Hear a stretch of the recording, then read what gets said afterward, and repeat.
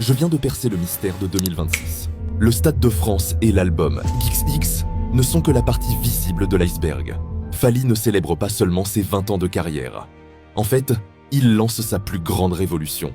Et la vérité est plus folle que tout ce qu'on aurait pu imaginer. Ce qui se cache derrière 2026 va redéfinir à jamais l'histoire de la musique africaine. Regardez bien. D'abord, le grand nettoyage. Toutes ces photos qui disparaissent. L'ardoise nettoyée. Puis, il parle de son premier concert au Stade de France, donc forcément il y a un deuxième. Et maintenant, l'album XX. 3 mouvements parfaits. 3 actes d'un génie qui recompose sa propre légende. Premier acte, le silence.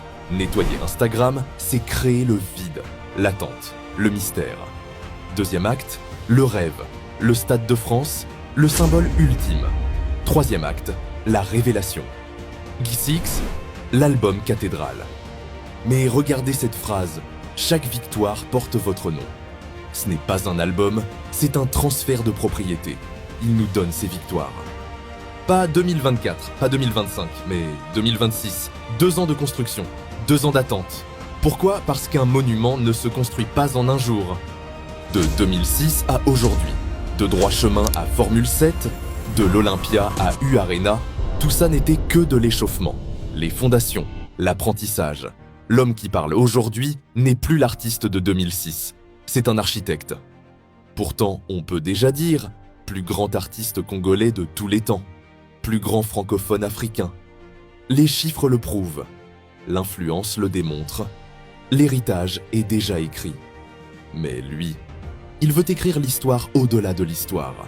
Ce que Fally nous dit, c'est « Tout ce que vous avez vu jusqu'ici n'était que les fondations. En 2026, je commence la construction. Je débute ma véritable carrière. Le Stade de France ne sera pas seulement un aboutissement, mais aussi le chantier inaugural. Et l'album XX, quant à lui, n'est pas un simple bilan. Il détient aussi les plans de la suite. Et nous serons les témoins de cette nouvelle architecture musicale.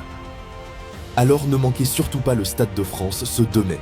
Et surtout précommandez l'album pour ne rater aucun détail, car ensemble nous allons écrire la première page d'une légende.